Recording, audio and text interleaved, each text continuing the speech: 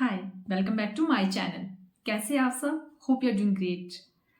तो आज की वीडियो मेरी स्पेशली स्टूडेंट्स के लिए है और इस वीडियो में मैं आपको 10 ऐसे सीक्रेट बताने वाली हूँ जो कि आपके एग्ज़ाम में हेल्प करेगी, जिनको अगर आपने फॉलो किया तो आपको बहुत ज़्यादा हेल्प मिलने वाली है। जो मिस्टेक नंबर 4 है उसे मैंने भी अपने एग्ज़ाम टाइम में किया था, जो कि आपने बिल्कुल भी नहीं करनी। तो उसे आप मिस मत करना, उससे आप बहुत कुछ सीखोगे।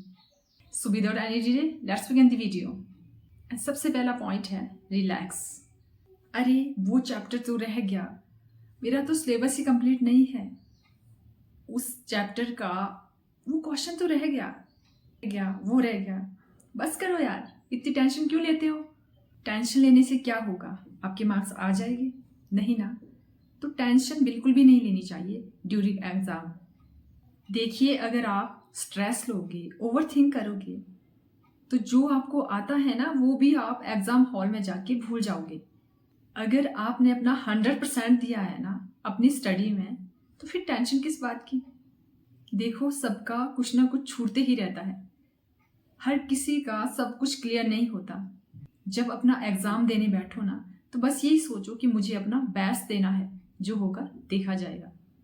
तो सबसे पहला पॉइंट है कि रिलैक्स रहो। एंड दूसरा पॉइंट है stop studying before the last minute. देखो, अगर आप भी उन स्टूडेंट में से हो ना जो अपने पापा के बाइक के पीछे या अपनी मम्मा की स्कूटी के पीछे बैठकर ना लास्ट मिनट तक रिवाइज करते रहते हो नोट्स को, एग्जाम से 1 घंटे पहले तक ना कुछ भी नहीं करना है। हिस्ट्री की डेट्स और मैथमेटिक्स के फार्मूले को रिवाइज नहीं करना है, बिल्कुल रिलैक्स करना है। And number 3, proper sleep. ये ना सबसे कॉमन मिस्टेक है जो कि हर एक स्टूडेंट्स करता है। उन्हें लगता है कि आज तो मुझे पूरी नाइट पढ़ाई करनी है, आज तो मुझे जागे रहना है। देखो, एक नाइट में ना मैजिक नहीं होने वाला, बिल्कुल भी मैजिक नहीं होने वाला।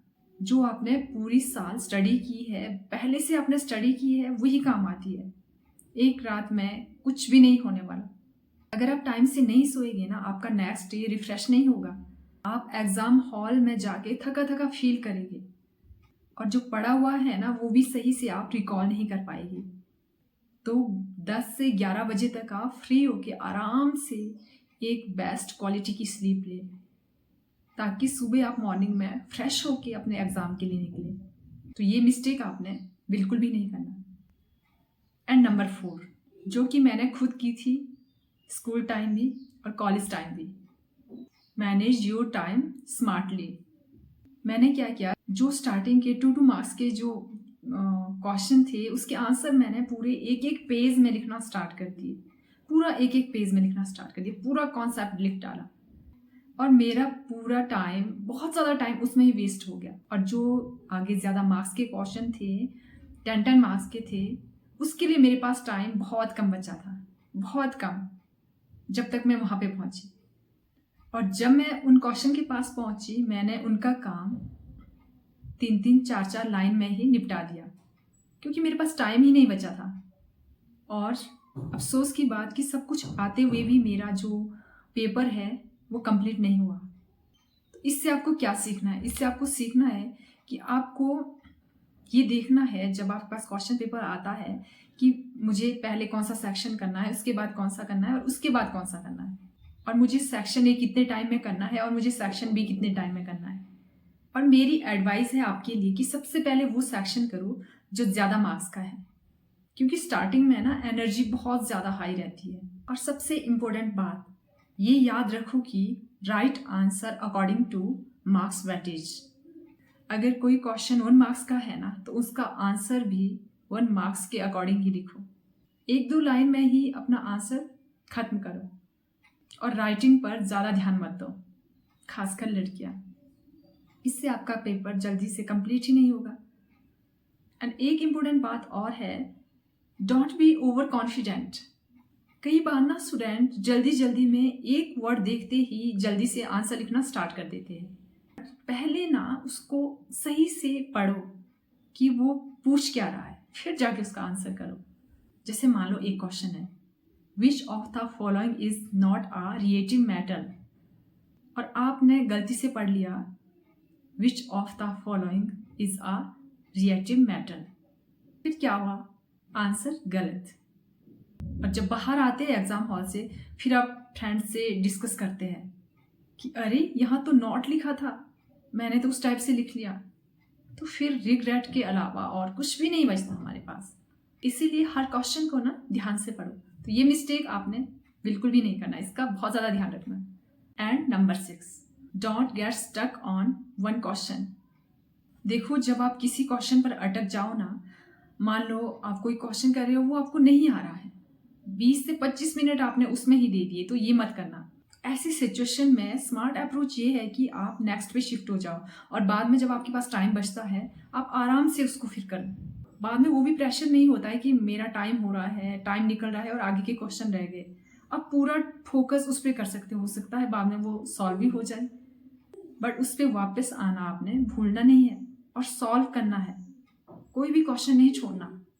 तो ये मिस्टेक आपने कॉम्पिटिटिव एग्जाम में बिल्कुल भी नहीं करनी, क्योंकि वहाँ पे नेगेटिव मार्किंग का फंडा होता है। तो जो आपके सही है ना, जो आपने किए हैं, उससे भी मार्क्स कट जाएंगे। हाँ, कॉलेज और स्कूल में आप ये कर सकते हैं कि आपने कोई भी क्वेश्चन नहीं छोड़ना, बट कॉम्पिटिटिव एग्जाम में ना सोच समझ के करना है, जो आपको सही से आता है वही करना है।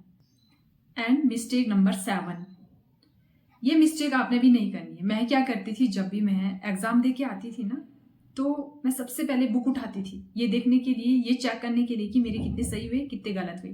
तो ये मिस्टेक नहीं करनी है, क्योंकि इससे क्या होगा, या तो आप, अगर आपने बहुत अच्छा किया होगा, सब सही हो गए, तो आप बहुत खुश हो गए। अगर आपके कुछ गलत हुए होंगे तो आप बहुत ही ज़्यादा डिप्रेस होंगे। इससे क्या होगा, आप नेक्स्ट डे के लिए भी, नेक्स्ट एग्जाम के लिए भी अच्छे से तैयारी नहीं कर पाएंगे, आपका मन ही नहीं होगा, क्योंकि आपको यही लगेगा यार मेरे तो इतने गलत हो गए। तो ये मिस्टेक नहीं करना है। क्या होगा, आप चेक भी करोगे, क्या वहाँ पे जाके वो सही होगा, नहीं होगा, तो अपना टाइम बिल्कुल भी वेस्ट नहीं करना। मैं ये मिस्टेक करती थी, बट जब मेरा खुद का बेटा एग्ज़ाम दे के आता है, वो क्या करता है, या तो बुक उठा लेता है, या गूगल पे सर्च करने लग जाता है कि मम्मा देखता हूँ, तो मैं उसको वहीं पे स्टॉप करवा देती हूँ, क्योंकि ये सिर्फ टाइम वेस्ट है, इससे और कुछ भी नहीं। इससे अच्छा है कि आप नेक्स्ट एग्ज़ाम की प्रिपरेशन स्टार्ट करें। तो ये मिस्टेक भी आपको नहीं करनी है, इससे सिर्फ टाइम वेस्ट होगा और आप डिप्रेस रहेंगे। और हाँ, एक सबसे ज़रूरी बात, बहुत सारे स्टूडेंट्स का ये रहता है कि हमें स्टार्टिंग में जो हमारा क्वेश्चन पेपर है उसको रिवाइज करना चाहिए या नहीं करना चाहिए। देखो, अगर आप उन स्टूडेंट में से हो ना, जो क्वेश्चन पेपर को रिवाइज करने के बाद अगर उनको कुछ एक सेक्शन नहीं आ रहा है, तो आप डिप्रेस हो जाते हो, तो आप स्टार्टिंग में रिवाइज नहीं करें पूरा क्वेश्चन, आप स्टार्टिंग में ही लिखना स्टार्ट कर दें। इससे क्या होगा, अगर आप डिप्रेस रहते हो ना, तो आपको पूरे टाइम ना, पूरे एग्ज़ाम के टाइम आपको ये स्ट्रेस रहेगा, यार मुझे आगे का तो आता ही नहीं, और आप सही से ना जो आपको आता है उस पर भी आप फोकस ही नहीं कर पाओगे। तो अगर आप डिप्रेस रहते हो ना, तो ये मिस्टेक ना करें। हाँ, अगर आपको कॉन्फिडेंस है कि आप बिल्कुल शांत रहोगे, बिल्कुल काम रहोगे, आपको कोई भी फर्क नहीं पड़ने वाला, तो आप रिवाइज कर सकते हैं। इसका आपको एक बेनिफिट ये मिलेगा ना, कि आपको पता होगा कि मैंने किस सेक्शन पे कितना टाइम देना है। तो ये भी एक प्लस पॉइंट है आपके लिए। हाँ, अगर आप डिप्रेस होते हो पूरे टाइम, पूरे पेपर के टाइम आपको फिर स्ट्रेस रहेगा, तो आप रिवाइज ना करें। तो ये थे कुछ एक टिप्स जो कि आपको एग्ज़ाम में आपकी बहुत ज़्यादा हेल्प करेंगे। So that's it for today. तो अगर आप मेरे चैनल पे पहली बार विजिट कर रहे हैं, तो मेरे चैनल को सब्सक्राइब जरूर करें, और पास में जो बेल आइकॉन है उसको भी जरूर हिट करें, ताकि मेरी आने वाली वीडियो की नोटिफिकेशन आप तक पहुंचती रहे। अगर आप मुझे मेरे फेसबुक पेज पे देख रहे हैं, तो वहाँ पे मुझे फॉलो करना ना भूलें, क्योंकि इस चैनल पे मैं ऐसी वीडियोस अपलोड करती हूँ जो कि आपकी क्वालिटी ऑफ लाइफ को इम्प्रूव कर सके। See you in the next video. Till then stay happy and stay positive.